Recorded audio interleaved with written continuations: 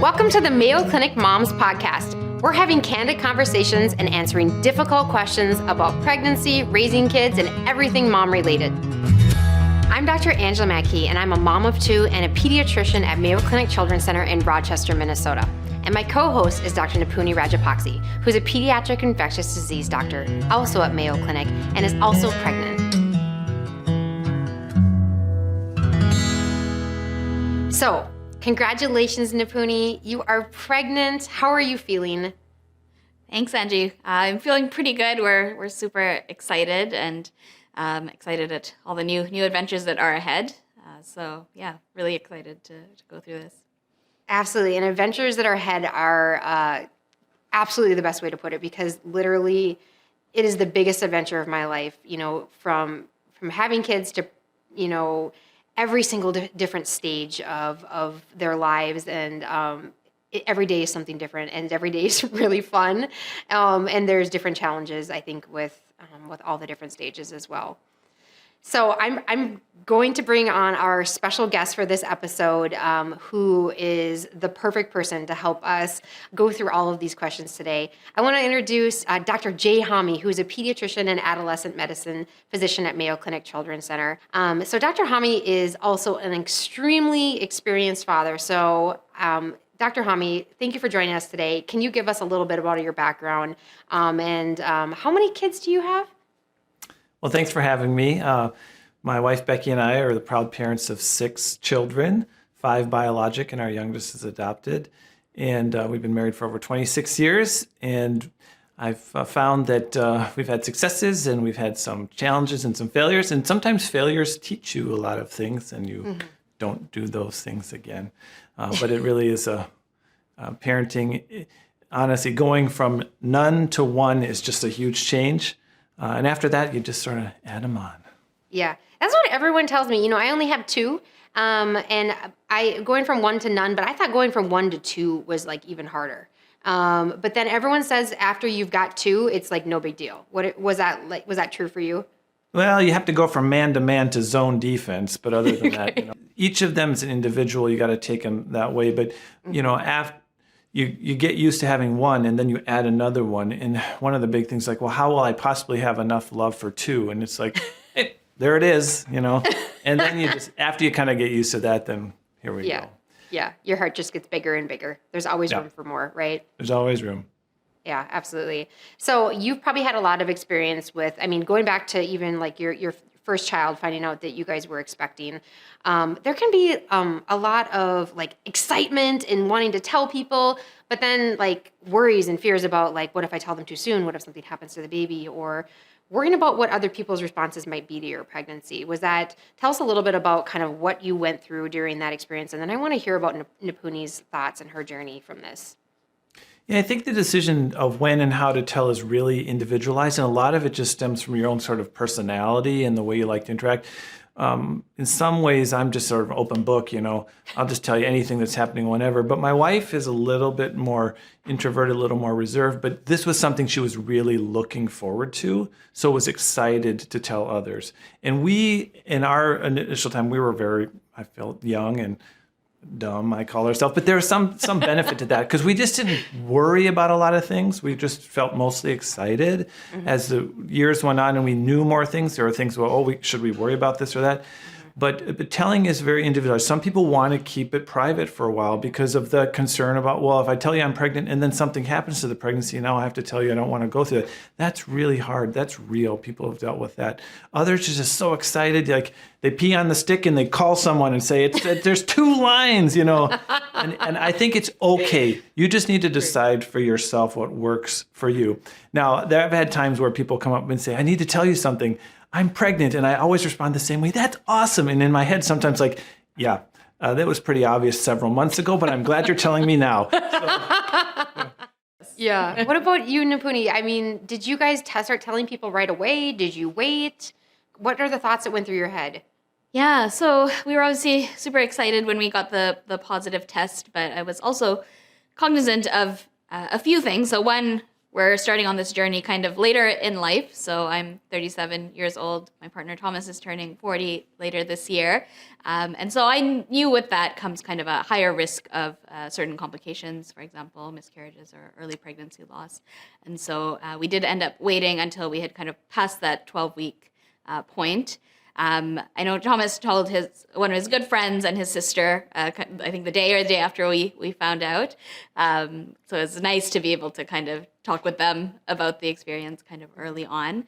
But for most others, we waited until after we got past that 12-week point. The other thing that kind of weighed heavily on me was I obviously have had a lot of friends and colleagues who have had trouble either conceiving or have struggled with recurrent pregnancy losses, or were going through complicated pregnancies even around the time that we became pregnant. And so I wanted to be kind of sensitive to those experiences in how we announced it. And so obviously there's lots of different ways to make an announcement, and different things will work for different people. But we chose to kind of tell people. Obviously the pandemic also added some additional challenges, and that most of it had to be done virtually. And so we didn't go kind of down the big social media reveal or anything like that, and tried to kind of have one-on-one conversations, mostly virtually, to let our families know. Both of our families are outside of Rochester as well, so that added some additional kind of complications, but we were really happy to share the news with them. Mm-hmm. I was fortunate. Social media didn't exist when, we were dealing with this, and I'm still pretty much social media is not really my thing. But it really is this idea that our business is everybody's business, and it's not. This is about you, and this is about how you want to experience this really neat transition in your life and the life of you and your partner, and it should be on your terms, not other people's. Yeah, I feel like even after the baby is born, there's probably, especially at work, because through Zoom meetings and everything, there's limited people that you're seeing in person still. And I feel like even after the baby is born, there's probably going to be people that are like, oh, I didn't even know she was pregnant. So they'll find out in due time. Yeah, absolutely. I think most people want to be happy with you, but once in a while you feel that sort of judgment. I think our fourth child, I think my wife's grandmother was kind of like, what are you doing? I mean, we're just having more children because we want to. But again, it's about what's right for us and what we're wanting to do. And, you have to tune down some others sometimes. Focus on you and your family and your journey. So I love that. Let's talk about the journey actually with pregnancy, and focusing on enjoying it, because there's so much. Jay just talked about like social media, right? As soon as you start talking or searching online about pregnancy or babies, right, it's going to be directing a lot of stuff marketed at you, and then you start worrying about all the things you need, and then you start worrying about like what's going to happen to your baby and your future and your life and stuff like that. So Jay, you've been through this so many times. Like, how do you still stay mindful and in the moment and really just enjoying the journey and the pregnancy, because it's an incredible experience? Well, some of it just, again, comes down to your personality style. I'm a planner. I like to know what's going to happen, when it's going to happen, how it's going to happen, and then like to see a plan come through. But there's only so many things you can plan. Okay, one of the nice things about most pregnancy is it's going to take about 9 months, and then that baby's going to show up. So we've got some time. So just kind of dial it back a little bit and say, what's important right now? Sometimes it's just getting through that, oh man, my wife just feels crummy. She's tired. How can I be helpful right now? Instead of, what kind of car seat do we need and what kind of crib and all that. Those things are fun too. But like, what is the thing that's up in front of us right now? And then having a mind of where we're going. So there's some of that, just being in the moment and mindful, but also finding things to celebrate, but being real about what the not fun parts of this is. So Nipunie, do you feel like it's been hard to kind of stay, mindful in the moment of the pregnancy and taking, some of those moments to really just reflect on it, or has that been an easy thing for you? Yeah, I think it's definitely been a struggle. Obviously, there's a lot going on now in the world, and work-wise, things have been really busy. And so in some parts of the pregnancy seem to have just flown by so quickly. We're 31 weeks now, and thinking back, I can have almost like feel like some weeks I didn't even realize were going by. So that has been a bit of a challenge, but we have been trying to be as mindful as we can and try and enjoy some of the moments, especially things like ultrasounds and making sure that we're going to visits together and sharing these experiences together. That has definitely been really nice. It's been hard not having family here and not being able to share some of these moments with them as well. We, for example, decided not to do a baby shower because of the pandemic, and so some of those experiences we haven't had a chance to enjoy, but we found other ways to kind of share the news and celebrate with them as well. So, You mentioned like getting Thomas involved and coming to visits and coming to the ultrasound and stuff. Jay, you have obviously been an incredibly involved father and parent and husband throughout your journeys. What are some other ways that partners can stay involved and feel like, they're part of this journey? I know that, their body isn't physically changing and they're not growing the baby, but they're definitely a really important part of it. And I think most partners want to have that role. Yeah, I think one of the ways to think about it is how can we be helpful? How can we be supportive with the goal of continuing to stay together, walking together, rather than feeling like we're kind of starting to separate in paths, like you're doing your thing and I'm doing my thing. I appreciate you say I'm an engaged father. I hope so, but I have missed lots of parts of my wife's pregnancies, lots of parts of my kids' lives because of work and other responsibilities. But thankfully, some of my kids have told me that Dad might not be around a lot, but he still seems engaged, like he knows what's going on and we can count on him.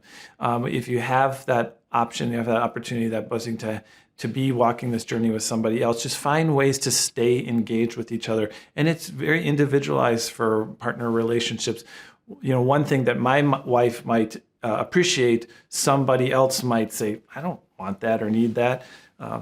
She told me things like, you never went and bought me ice cream when I was craving ice cream. Like, well, you craved ice cream when you weren't pregnant. And, I guess I didn't recognize the difference. So communication is really important too. Yep. Like just things like, how can I be serving you right now? And also recognizing that there's a loss through this as well. Some of the things, when you're used to a partner that maybe wants to be active and going do things, is not feeling well and just wants to sit on the couch and that's what they need. And you're like, well, what about me? It's hard not to turn focus and say, what about me? Communication can be really helpful in that case. Are you thinking about getting pregnant, or maybe you're a current mom-to-be, or you're like myself and you're in the midst of raising kids and you're looking for practical, evidence-based advice from Mayo Clinic experts? Mayo Clinic Press has got you covered. We have a series of 4 books starting from Fertility and Conception to Guide to a Healthy Pregnancy, Guide to Your Baby's First Years, and the last book in this series, the one I was the medical editor of, Guide to Raising a Healthy Child. You can find these amazing books from Mayo Clinic Press wherever books are sold or on the Mayo Clinic Press website. I remember you talking to me in residency because I've always been like a fitness exerciser, and that kind of went away. And I remember you being like, you got to do that. You have to take the time for yourself so that you're taking care of yourself physically and emotionally. But like, that's really hard to do. So like, do you have any advice for Nipunie of just how do you take those 10 minutes to do whatever that self-care is for yourself? I think some of it, just think about what's motivating you to do it. There are things that you enjoy, things that you want, but oftentimes we let a feeling of guilt, like if I am doing this for myself, then I'm not doing this for my child or for my partner.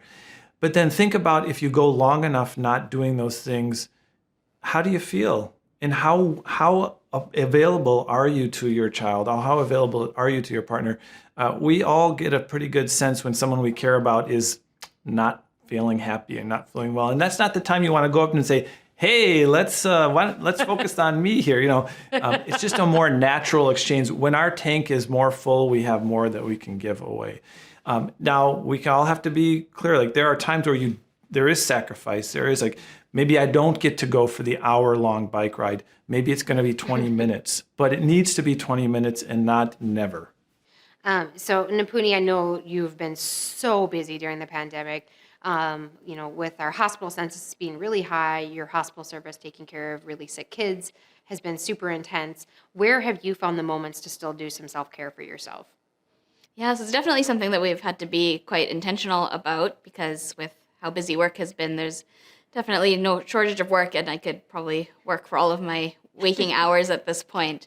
And so I've tried to be intentional, especially around the time when I get home from work, to try and enjoy that time with Thomas, try and make a meal together and sit down and eat together and at least catch up on what's gone on during the day.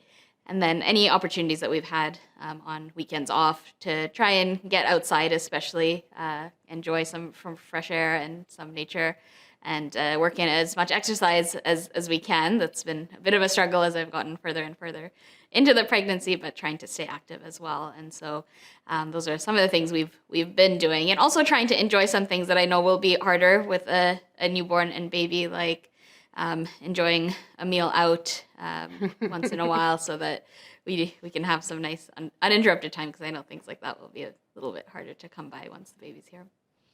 Well, I want to move on to our last topic. Probably from the moment that you found out you were pregnant, you started to envision what your baby's life would be like. And you started to have hopes and dreams for their future, and maybe some worries and fears as well, because that's normal. That's part of being human. I want to hear kind of your thoughts on this, and I want to hear Jay's thoughts on this as well. Because sometimes those hopes and dreams are, they don't end up being necessarily what we thought they were going to be, and they change over time. Yeah, that's a great question, Angie. So obviously, yeah, as soon as we found out, you kind of start thinking about this entire life that's ahead of your child coming up, and there's very little in those initial days aside from those 2 lines on the pregnancy test. And so I think initially my focus was very much more kind of short-term concerns or worries about, is the baby going to be healthy? I know I'm older going into this. I know there's kind of higher risk associated. What does this mean kind of in the short term? But as we've gone through and now had some of the testing and the ultrasounds, and things seem to be going well, your mind definitely shifts to kind of more long-term things. What is she going to be like? How is she? I think Thomas and I have pretty different personalities, so what kind of mix of the two of us is she going to end up being like? And I think we, as all parents, just kind of want the best and want to do everything right, and to try and set her up for a healthy and successful life. And so there's so many unknowns. I think being in pediatrics, we also see some of the complications and difficulties that children and families can have. And so those certainly weigh on you as well, and thinking about kind of all the great things, but also some of the complications that can arise has been a bit of a challenge, and trying to stay positive, but also be realistic about the different pathways things could go down has been kind of where my thoughts have been at so far. I think that's really a great approach, and it's just natural to really have sort of all these goals or dreams or visions, but it's just being kind of willing to deal with what is the reality. That baby is born and hopefully handed directly to you. Some people have different situations where there might be a medical issue, medical complication. Maybe the baby needs to spend some time in the neonatal intensive care unit. Just remembering what that baby needs most is you. They need you. And however that comes and however it turns out, that is one of the best predictors of children doing well long term, is that they just have caregivers that love them and meet their needs. Their needs. Wants are a whole different thing as they go through different stages of life. But what do they really need? And at first, it's really simple. They need you. They need you to care for them. They need you to feed them. They need you to change them. And then it'll get a little more complicated in time. You'll be driving them to this and that, and then they'll be driving them here and there. But just take each stage as it comes. As we all have had privilege of working with so many families with children with various healthcare needs, and I'm always so heartened to see what parents are willing to do and what they will do for their children, no matter what the situation is. And we just all get to be part of that. Mm-hmm. Well, thank you both so much for joining us today on our introductory episode of our podcast pregnancy series. We hope that everyone will join us for our next podcast as we go into a little bit more of the medical stuff. Your early pregnancy, we'll start talking about genetic testing. Should you get it? When should you get it? And what does it mean? We'll go on to talk about kind of how do you take care of yourself in pregnancy, and what are some potential complications that could happen, and some testing that you might be needing during your pregnancy. Thanks everyone for joining today. Make sure you don't miss any of our upcoming episodes by subscribing and following along on either Apple Podcasts or Spotify. If you enjoyed this episode and you want other moms out there to hear this valuable information, make sure that you leave a review wherever you listen. Thanks for joining us. We'll see you next time.